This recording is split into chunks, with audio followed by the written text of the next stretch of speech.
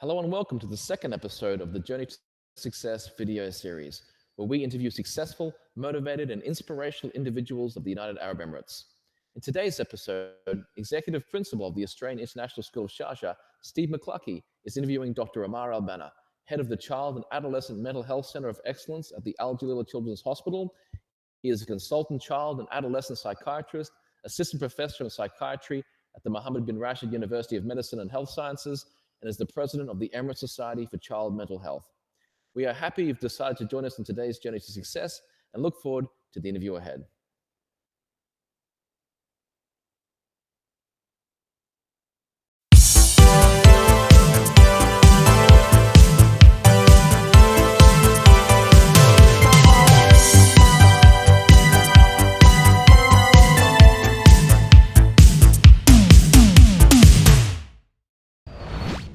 Well, Dr. Albanna, thank you so much for joining us today. It really is a privilege and a pleasure to have you on our series of Journey to Success.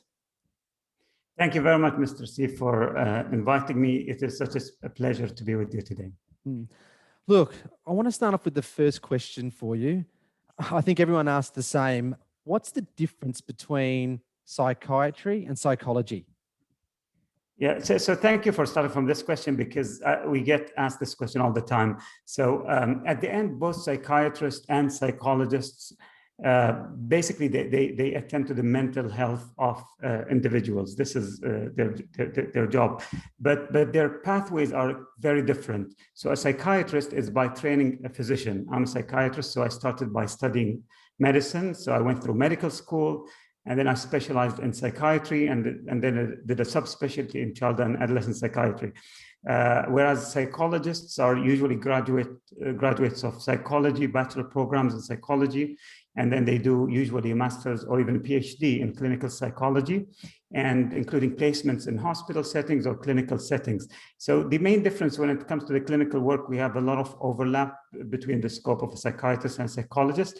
But a psychiatrist can, tends, in addition to understanding the psychological aspect of the clinical presentation or mental well-being overall, we tend to also have a good grasp of the underlying neuroanatomical or neurocognitive aspects, as well as medical aspect, in addition to the ability of prescribing medications when needed. Wow. Look, thank you for doing that for us. I think we all are the same sometimes. Which one is it? What's the difference? So I really appreciate letting us know about that. So you are the head of the Child and Adolescent Health Center at Al Jalil's Children's Specialty Hospital, which is amazing. But tell us a little bit about your early years. What were you like growing up as a child in the UAE?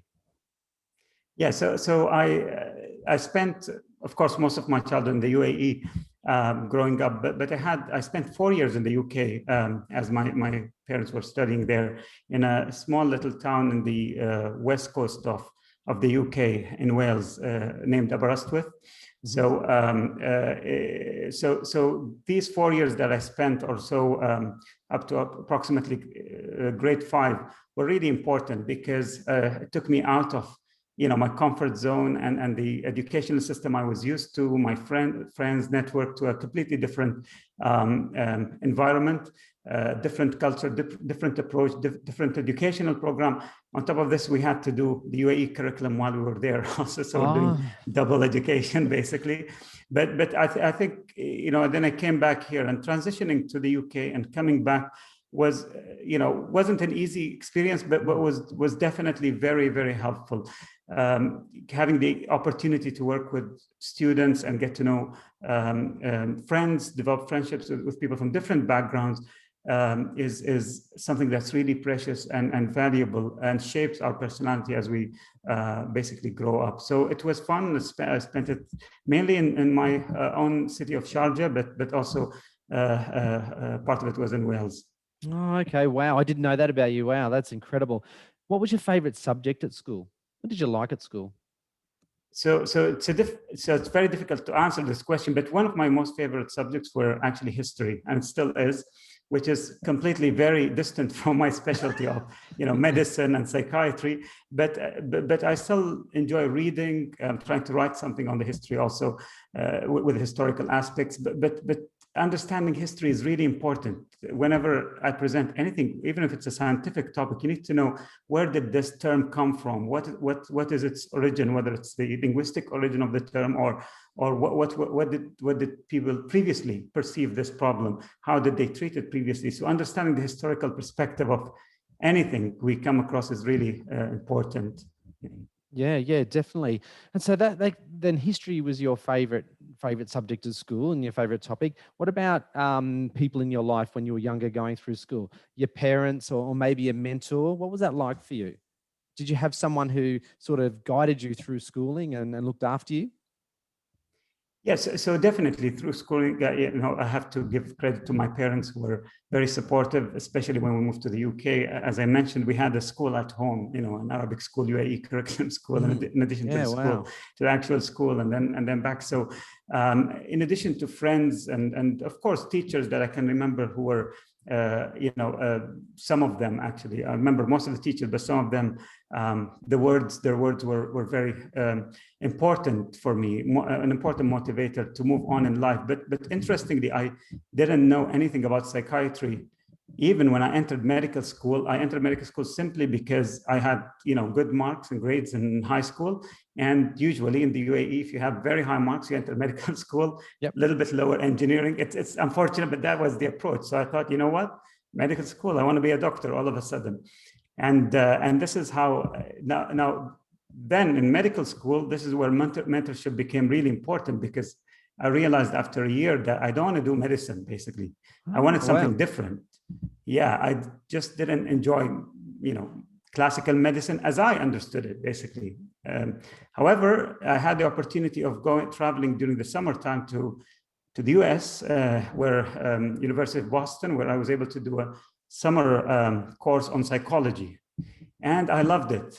I remember everything the professor said during that course, basically. And I decided, med school is not for me. I am going to be a psychologist. So as I was about to, I actually went through the process of, moving from medical school to the psychology program. I had my first mentor there who told me, you know what, you're doing great in medical school, and there's something you don't know about. There's a specialty that maybe you don't know anything about. It's called psychiatry, and you're going to really enjoy it. So I had some mentors during med school and out of med school, actually, from psychology field, who I consulted during this time and moving forward. And I came to realize, and this was very early on during my med school, that I'm going to do medicine in order to become a psychiatrist eventually. So if I didn't have good mentors and people who gave me good advice around me, I don't know where I would have been. So, but not where I am right now.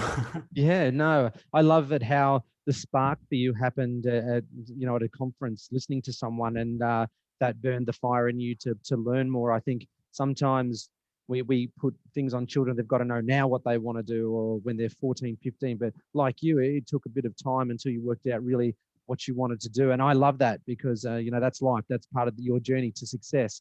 So you mentioned there about the difference between psychology and psychiatry, and that little spark that you had about psychiatry. Someone told you about psychiatry is a better way to go. How did you find it when you first started looking into it? Well, when I had my first exposure to psychiatry, I went in with full passion, basically, because, I already had a brief exposure to psychology, and I grabbed every opportunity, every, clinical rotation we had. I remember the first presentation I ever, gave on the topic of psychiatry. It was on sleep disorders, by the way. I remember the professor who I presented to, and I remember the feedback he gave me. So it helped me. So I think, being open-minded to what I wanted to do, was an important point, but also knowing to some degree what I was passionate about was definitely helpful. It helped me basically graduate from med school with a good CV when it comes to psychiatry also, because we need to apply for residency and further training. So I already had some, research publications and good clinical exposures. I traveled to London, UK, to London, Ontario in Canada, and did some electives there. So So it really helped me move forward. Yeah, definitely. So look, all those wonderful things, but what are some of the challenges that you've faced? So, I mean, many challenges. I mean, the first, I just described one of the challenges. I mean, not knowing what you, or realizing, questioning whether you're on the right path or not is extremely difficult, psychologically speaking, and could be very stressful. And I can say, I know I went through this like in 10 seconds with you earlier today, but in reality, it was a difficult time because, you know, there's the pressure from society that you need to be a doctor and etc. And then there is what you want to do basically. So it could be very, very stressful. And I think I was lucky that eventually I found, you know, the middle grounds of that was actually better than medicine, better than psychology even alone for me personally, although I totally respect and I work with psychologists and I don't think they are, you know, we're any different in terms of our expertise, but that was very helpful. And later on, of course, I mean, moving to, you know, between different countries, practicing medicine in different cultures so you know, I barely speak French and I had to, I was trained at McGill where, you know, it's a bilingual, it's up in Montreal, and Montreal is part of Quebec, which is bilingual. So a lot of people didn't understand English. So it was a little bit difficult to transition there to a different culture and practice, you know, psychiatry, or rather learn psychiatry and child psychiatry, and then move back to the UAE and, you know, adapt again, you know, another time, adapt the knowledge and experience to the UAE context, which is multicultural, where I practice in Dubai. Wow, it's incredible, the challenge that you faced, and then to be where you are today. So in terms of the field that you're in psychiatry, what's the greatest change that you've noticed within that field of mental health over the last 10 years? Yes, thank you for your question. So I practiced here for 5 years, and prior to this, I was in Canada, as I mentioned, for about 7 or 8 years. And but looking at the, you know, UAE society and reading the literature, talking to people, I think we went through a lot of advancements over the past few years or over the past decade. So one of the important aspects is people's openness to talk about their mental health, basically. Whether it's, you know, children, adolescents, youth, or even adults. So previously, and it was more or less a taboo that people don't want to talk about. And I think we've witnessed a significant change. I think we still have a long way to go in terms of improving in this area and making people more comfortable, decreasing stigma and increasing awareness. But that's definitely an important change, especially with the COVID-19 pandemic, with all its mental health toll, basically. So people talk about the second pandemic, and they talk about the mental health impact of COVID-19, which is something that we cannot deny. Basically, it is significant on students, parents, families, individuals, workers, etc. So the COVID-19 pandemic, one of the good aspects of especially when we're going through the rough time of quarantine, there were many mental health initiatives, basically, including awareness campaigns, including hotlines for mental health, you know, presentations with the ease, you know, with tele presentations and video presentations. So all this, I think, helped make people more comfortable that it's okay to talk about your mental health and it's okay to seek help when needed. So those are some of the important, as well as services, of course. If you look at 20 years ago, you know, how many psychiatrists did we have in the whole country? Even when I came from Canada a few years back, we had, you know, very few number of UAE psychiatrists who specialized in child psychiatry. Now the number is growing. We have our local training program here at Al Jalila Children's, where we actually train specialists in the field. So I think these are remarkable, you know, improvements that happened recently. Yeah, wow. And look, I know, you know, you deal with adolescents all the time, and there's one really important question I think that everyone would love to know from you. What's the best bit of advice you would give our students regarding their mental health and their well-being?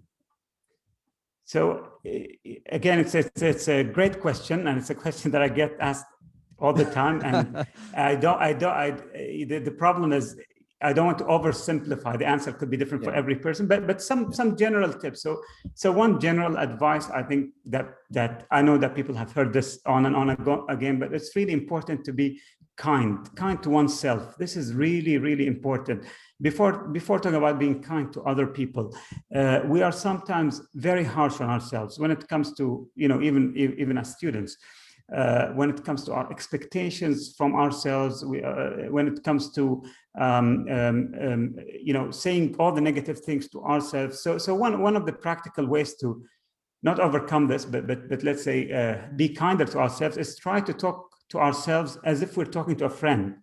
If we go through a specific situation, or if we don't do well in a specific exam or on a project, on a presentation, maybe we should ask ourselves, if it was a friend, what would my best friend tell me? Or if this happened to my friend, what would I tell him? And we'll be surprised to realize that they'll say very different things and very encouraging and supportive things. So to start by showing kindness to ourselves, and also, to take care of our wellness. Overall wellness and well-being plays an important role in mental health.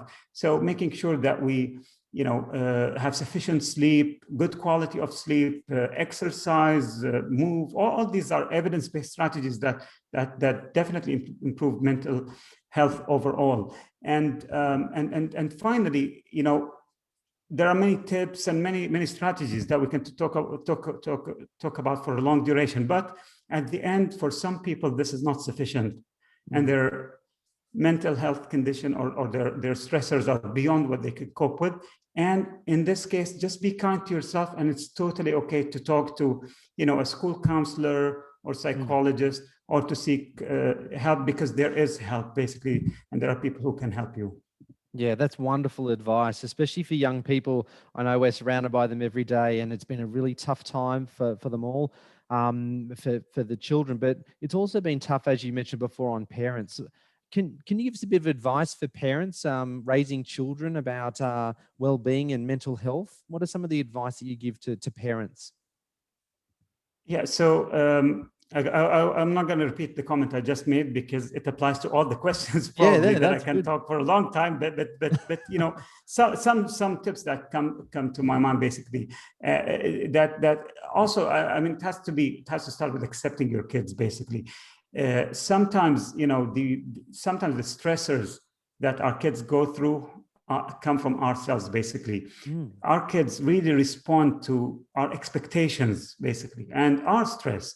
So it's important for parents to take care of their mental well-being and mental health and their own stress, because if they were stressed, all their kids are going to absorb this stress and present it in different ways depending on their age basically. So the younger ones might be more oppositional or irritable, and the older ones might go through depression. So it's important to take care of our mental health, and also to set up realistic expectation, to really love our children for who they are, and teach our kids to set up expectations for themselves compared to where they are, rather than compared to their sibling or their friend in school.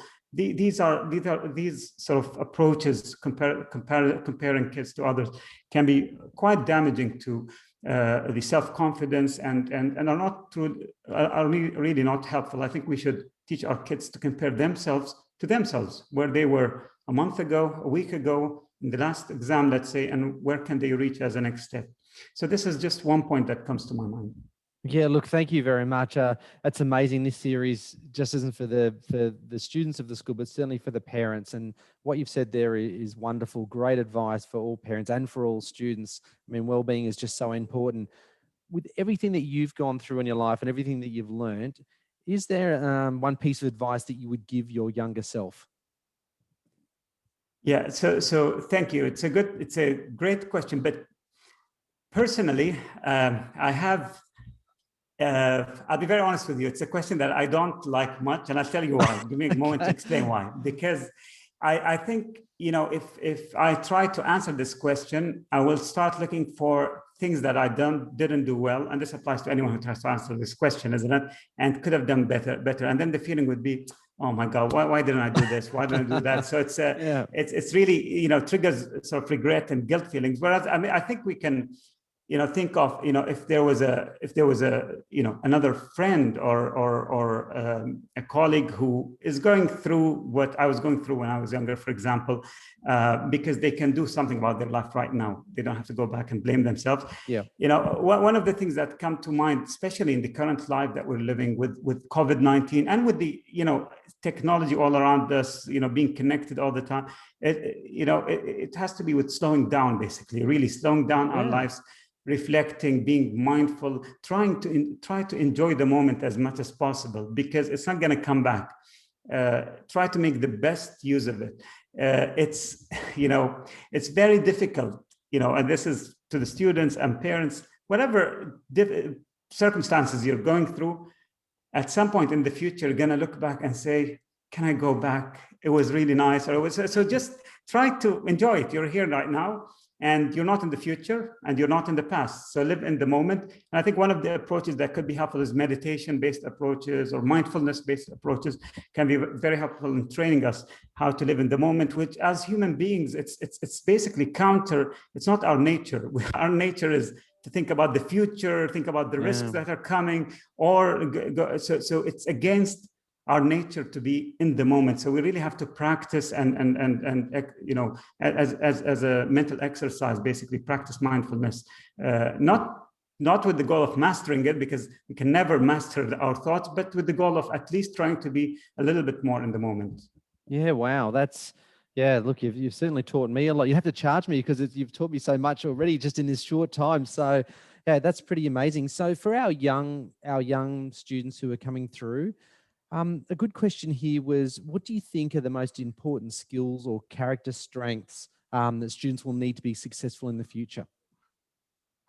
So I think, let's start with some of the points we just discussed. So I was talking about parents, but also for students. I think it's really important to try and develop your own passion, try to discover yourself.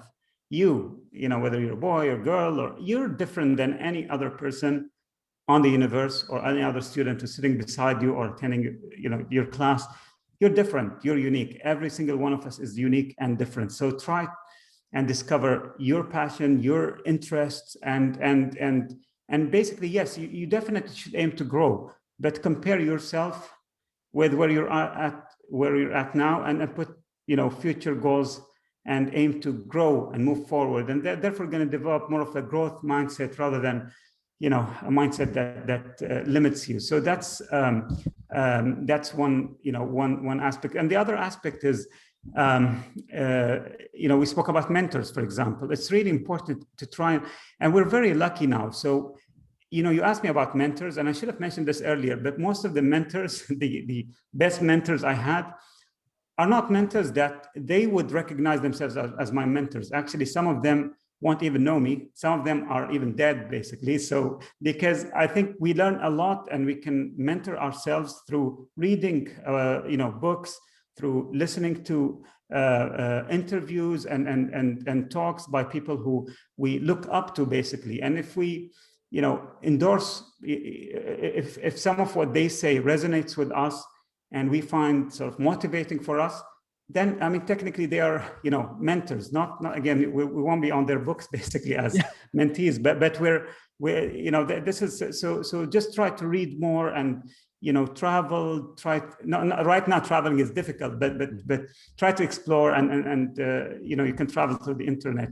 And finally, I think there is a spark, all of us are born with. We're all born as very curious creatures, all of us as human beings. We're very curious when we're born. We try to do things, we try to explore, we ask, as kids always ask, why, what's this, what's that? And then what happens is, whether it's family or schools or society with good intentions, try to tell us, no questions, just do what you're supposed to do. And with time, we actually stop, being curious. But inside ourselves, there is this genuine curiosity. And this is something that will, if you ask why do some scientists, stay in the lab for, days without sleeping, just trying to find out a certain, solve a certain, research question or really spend a lot of time, trying to do something. A lot of it is about, this childish, very, baby, even sense of curiosity that is in us, and we have to awaken it basically, and let it lead us, and really follow it, because with this, I think we can contribute a lot to our communities and the world. Wow. Yeah, look, that's great. Great. Look, everything you spoke about, look, it resonates with me so much, being a principal in a school. Well, what about now for you? You have traveled the world, you have studied in amazing places, and you've achieved so much in your life, but the journey hasn't stopped. So what's next in your journey? So many things. I mean, one thing that comes to mind is that we're, alhamdulillah, we've achieved a lot, and we're yet to achieve more and more within the context of Dubai and the region when it comes to mental health of children and adolescents. But we were able to win a global bid and to host an international conference in child and adolescent mental health, which is the Global Congress of Child and Adolescent Mental Health. It started in 1937. It occurs every 2 years, and it never came to our region. So we were able to successfully win this bid, and we're going to host it in Dubai in 2022. So we're going to host, the biggest mind in the field of child and adolescent mental health here in Dubai in March of next year. And of course, interested students will be, free to attend or to volunteer. Hopefully the situation will be better when it comes to COVID, as well as educators and teachers will have different streams. But I think this is the next natural step for us as a team, is to, try and leave a more global mark, basically, as our leaders here showed us that we need to aim high and really aim for global impact rather than just a local and regional one. Wow. Well, congratulations. I didn't know that. So congratulations to you and your team on that wonderful bid and all the success that will come of that. Okay. So that's the formal part of the interview over. And I want to thank you so much. However, we're not finished. You have to now play the fast round. Yeah. Thank you. You have to now play the fast round with me, whereas I'm going to ask you a question and you've got to give me the first thing that comes into your mind. Okay. Or I know I'm talking to a psychiatrist here. So the first thing that you think of will come into your mind. You let me know. So for example, if I said to you, favorite book, you would say? I'd say Sapiens. Sapiens. Okay. By Yuval Noah Harari. Yeah. Okay. Wow. Okay. So I'm going to give you a few more of those rapid fire style. Okay. So are you ready? Sure. Okay. Yes. What is your best holiday destination? So for relaxation, Maldives, the Maldives. Beautiful. What's your best hobby? Jogging. Yeah. Jogging. You're a jogger. Wow. Okay. Yes. Favorite meal? That's the most difficult question. I mean, so right now I'm big on on whole food vegetarian diet. So it has to be a fancy big salad, basically with nuts and quinoa and all the good stuff. Wow, that's good. Superpower, superfood. Now that probably leads me to my next one. If you could have a superpower, what would that be? Well, if it's a real superpower, it's time traveling and getting to meet people from the future or from the past. Yeah, that'd be awesome. Oh wow. Okay, if you could spend a day in someone else's shoes, who would that be and why? So maybe Bill Gates, or Elon Musk. And try to see how they, continue to have a significant impact on others and on the world, basically, and learn from this. Okay, yeah, great. Who do you admire the most and why? So I'm standing here and I have, Burj Khalifa right in front of me. So I have to say His Highness Sheikh Mohammed bin Rashid Al Maktoum. He continues to be an inspiration to all of us. And actually I learned from him, to basically see things before they happen and really dream big. That's definitely from him. Goals are free. You can put a big goal as long as it's realistic and doable. If you don't, then you're gonna achieve the lower goal, basically. Just dream big and work with the team and you'll get there. Yeah, wow. What is one item you could never live without? So item, I mean, it's too bad to be honest, but it has to be my phone, which is very bad to say. I mean, I feel bad saying this, but to be truthful, it's my phone. Oh, that is so true, though. We're all the same. Okay, here's the last one. Now, it's in 5 words or less. So this is a challenging one. In 5 words or less, define happiness. I'll count you down with it. Ready? Yeah, this is not an easy question for me. I don't think I'll do the word fairness if I answer you in 5 questions, in 5 words. But let me say, I'm not a big fan of the concept of happiness per se. Maybe a more useful concept. So happiness usually is referred to as a state of feeling joy and fun but I think we should think a little bit more about contentment. So feeling content is more of a long-lasting effect. So it's a long-lasting feeling of feeling okay with yourself, feeling in harmony with yourself, feeling at peace with yourself, and a very deep sense of happiness and pride in where you're at right now with the people around you and in your achievements in life. So I think we should really aim for to feel content rather than just fleetingly happy. Yeah. Wow. That's a really, really good answer that you just gave to. But it was more than 5 words. My apologies. But no, it didn't need to be, because that was amazing. So look, thank you so much for that. Dr. Albanna, I just want to say thank you so much for giving up your precious time to speak with me today. From all of us here at AIS, we are so lucky that you are a parent. You have 2 beautiful children in our school. And so I want to thank you for your time again. And what you've said I think will have an impact on so many of our students and our parents' lives. So thank you so much. Thank you, Mr. C, for your kind invitation and for the opportunity. And it was nice talking to you.